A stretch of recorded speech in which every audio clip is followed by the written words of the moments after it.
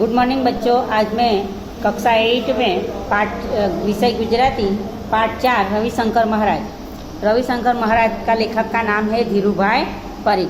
रविशंकर महाराज पाठ किसने लिखा है? धीरूभाई परीख। जन्म 31/8/1933। उस धीरूभाई परीख का जन्म कब हुआ था? 31/8/1933 में। ધીરુભાઈ ઈશ્વરલાલ પરીખનો જન્મ વિરમગામમાં થયો હતો। ધીરુભાઈ ઈશ્વરલાલ પરીખ का जन्म विरमगाम में हुआ था। જુદી જુદી શિક્ષણ સંસ્થાઓમાં તેમણે ભાષા સાહિત્યના વિદ્વાન અધ્યાપક તરીકે પોતાની સેવાઓ આપી છે। अलग अलग शिक्षण संस्था में उसने भाषा साहित्य का विद्वान और अध्यापक के रूप में उसने अपनी सेवा दी है। कविता विवेचन, अनुवाद तेमज संपादन एमना रसना क्षेत्रों છે। कविता विवेचन, अनुवाद और संपादन उसका इंटरेस्ट का विषय है। कुमार तेमज कविलोक जेवा प्रतिष्ठित सामायिकोना तेओ तंत्री है। कुमार और कविलोक जैसा प्रतिष्ठित सामायिक का मतलब अखबार का वो तंत्री है। छप्पा संग्रह, अंकपंचीसी तेमज हाइकू संग्रह आज्ञा पण एमना नोंधपात्र प्रकाशन है। छप्पा संग्रह में है अंकपंचीसी और हाइकू संग्रह में आज्ञा भी उसका बहुत अच्छा प्रकाशन है। प्रस्तुत कृति द्वारा लेखक के नीचे दी गई पाठ के द्वारा लेखक ने रविशंकर महाराज ना जीवन कार्य रविशंकर महाराज का जीवन कार्य को रसड़ती शैली में रजू कर्यु छे। रसपूर्वक अपनी लड़ण में प्रगट लिखा गया है। महाराज ना सादगी और सेवा ना अनेक प्रसंगों। महाराज के सादगी और सेवा का बहुत प्रसंग है अपना जीवन माटे प्रेरणादायी बने छे। अपने जीवन के लिए प्रेरणादायी बने रहते हैं। महाराज, अभी बच्चों हम पाठ पढ़ते हैं। महाराज अने वड़ी सेवक। महाराज और सेवक। महाराज एटले तो मोटो राजा। महाराज मतलब बड़ा राजा। मोटो राजा तो सेवा करावे के सेवा करे। बड़ा राजा होता है वो सेवा कराता है क्या सेवा करेगा? हाँ, पर आ महाराज तो राज विना ना महाराज। हाँ, ये महाराज तो बिना राज का महाराज है। नवाई लागे छे ने? आपको आश्चर्य होता है ना कि राज विना ना थे बड़ी महाराज होय, बिना राज का कोई महाराज होता होगा? हाँ, नवाई पमाड़े तेवी खरी बात छे। हाँ, आश्चर्य करे ऐसी बहुत सच बात है। लोगों ना हृदय पर जिमनी सत्ता चाले एवा छे आ महाराज। सभी लोगों का हृदय पर जिसकी सत्ता चलती है ऐसा है ये महाराज। आ महाराज ने तमे नहीं ओळखता, ये महाराज को आप नहीं पहचानते हो। लो तो हूँ एमनु नाम कहूँ तो लीजिए मैं आपका उसका नाम कहता हूँ। एमनु नाम रविशंकर व्यास। उसका नाम रविशंकर व्यास है। हजी ओळखाण ना पड़ी? अभी भी आप नहीं पहचानते हो? रविशंकर व्यास नाम अजाण्यु लागे छे। रविशंकर व्यास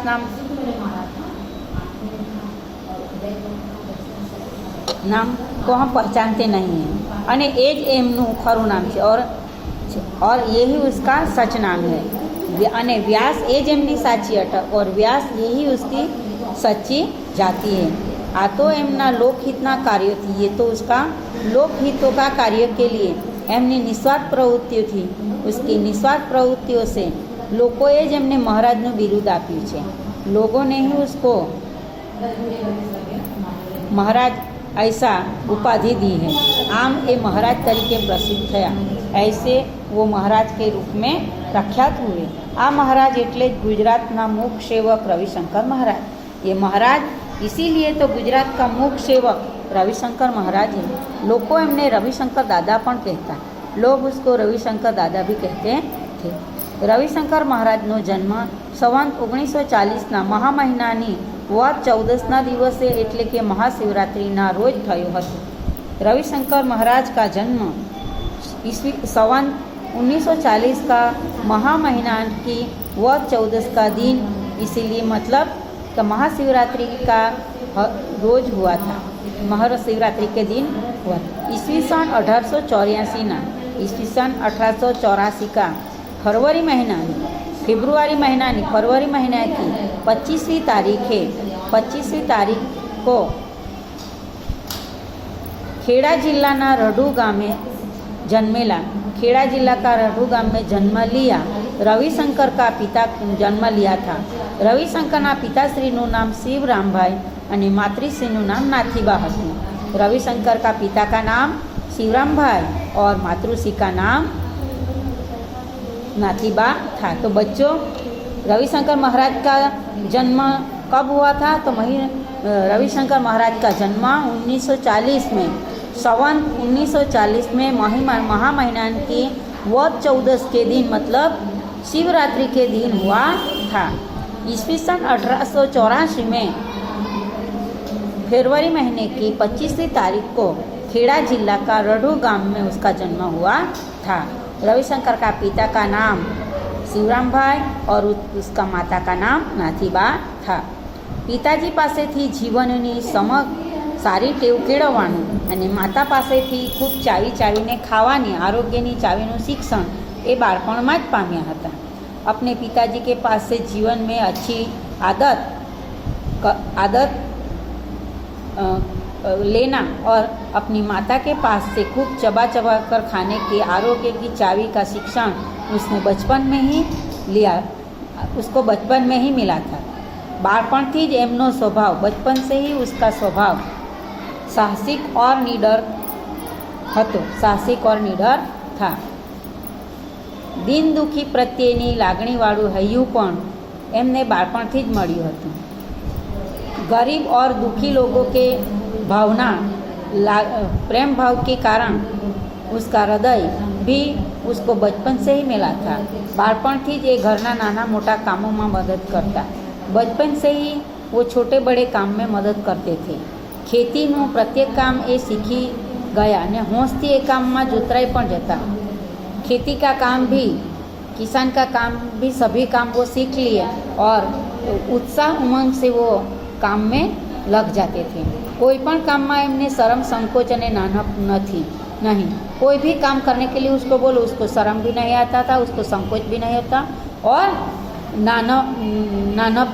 नानप मतलब वो शर्माता भी नहीं था। नानू के मोटू कोई पण काम तेमने मन महिमावन, छोटा या बड़ा कोई भी काम उसके लिए बहुत मन से उसके लिए महिमा था। मोटा थया पछी पण एमणे काम करवानी वृत्ति छोड़ी नहीं। बड़े हो गए तो भी उसने काम करने की आदत नहीं छोड़ी। हाँ, एमना कामनी दिशा बदलाई गई। हाँ, उसके काम की दिशा बदल गई। महात्मा गांधीना परिचय में आव्या पछी एमणे अनेक कामों उपाड़ी लीधा। महात्मा गांधी के परिचय में पहचानने में आए बाद में उसने बहुत काम उसने खुद ने करने लग गए। ये जे काम उपाड़े तेमा दिल दईने जोड़ाई जाए, तो जो भी काम करेगा उसमें दिल देकर वो काम करने लग जाते थे। महात्मा गांधी ये तो कहलू पण खरू। महात्मा गांधी ने तो कहा भी था, बस महाराज की आज खूबी है, बस महाराज की यही खूबी है, तेमने जे काम सौंपो, उसको जो भी काम दो तेमा ये पोतानो आत्मा रेड़ी दे, उसमें वो अपना मन देकर काम करने लग जाते थे અને તેથી જ એમનું કામ ઝળકે છે। इसीलिए उसका काम बहुत अच्छी तरह से चमक रहा है અને તેથી વધુ सारी असर पड़े છે और इससे बहुत अच्छी असर पड़ती है। गांधीजी સાથેના परिचय પછી એમણે ભારતની આઝાદીની લડતમાં ઝંપલાવ્યું।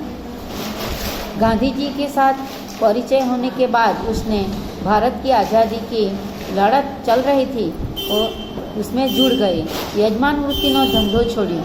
यजमान मतलब वो ब्राह्मण थे, इसके लिए मांग के खाने की वृत्ति का उसने धंधा छोड़ दिया। विलायती कपड़ा छोड़ा और रेशमी कपड़े थे वो भी छोड़ दिए। गांव घर बधु छोड़ी, गांव और घर सब छोड़कर ये राष्ट्रना काम में लागी गया।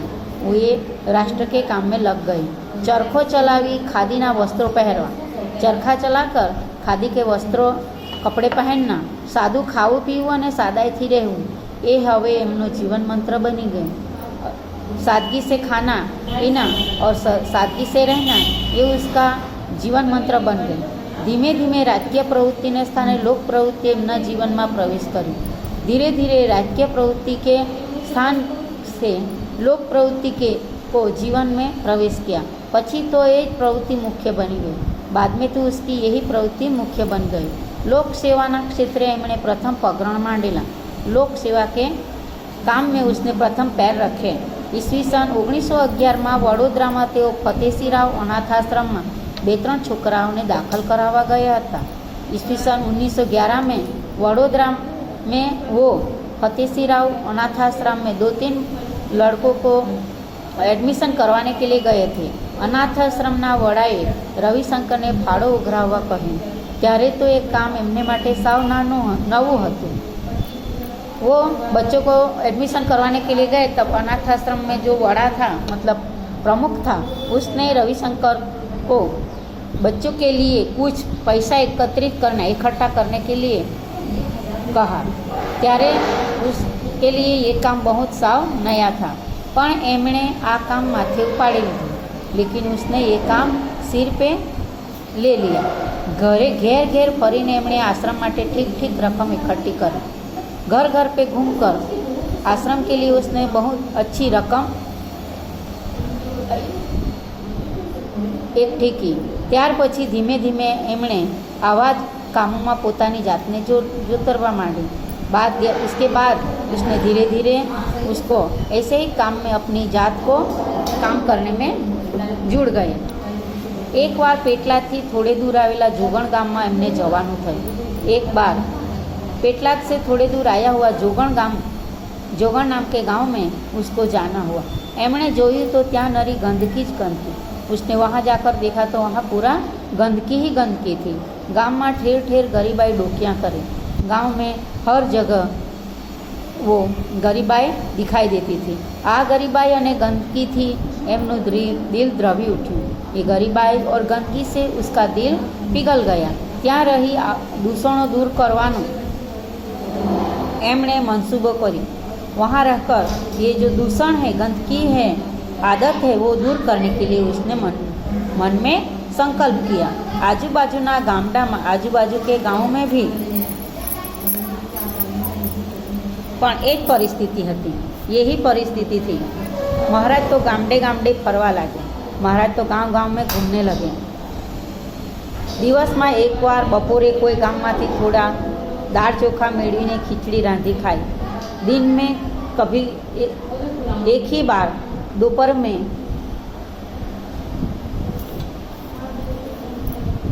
कोई गांव में से थोड़ा चावल और दाल दान में मिलता है, उसकी खिचड़ी बनाकर खाता था। अने पछी एमनी यात्रा शुरू थाय। उसके बाद उसकी यात्रा मतलब शुरू होती थी। पानी पीवा माटे साथे दोरी और लोटो राखे। पानी पीने के लिए साथ में दोरी और लोटा रखते थे। गामनी भागोड़े प्रथम नहा धोई ले। गांव के सीम में पहले नहा धो लेते थे, पछी ये गाम में प्रवेश, बाद में वो गांव में प्रवेश करते। आ यात्रा में 2-3 वक्त दोरी खोवाई गई। यही यात्रा में 2-3 बार उसकी दोरी खो गई। आથી એમણે दोरी साथे रखवानुं मांडी वाळी। इसके लिए उसने दोरी साथ में रखना बंद कर दिया। हवे एमणे एवो नियम लीधो कि अभी उसने ऐसा नियम लिया कि बपोरे जम्या पछी पानी पीवुं, दोपहर में खाना खाने के बाद ही पानी पीना, पछी 24 कलाक सुधी पानी पीवुं नहीं, बाद में 24 कलाक तक पानी नहीं पीना।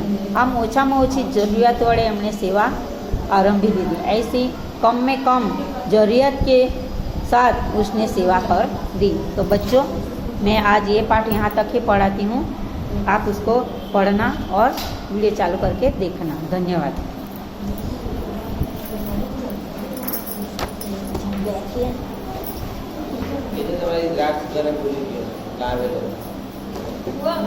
दो हो गए।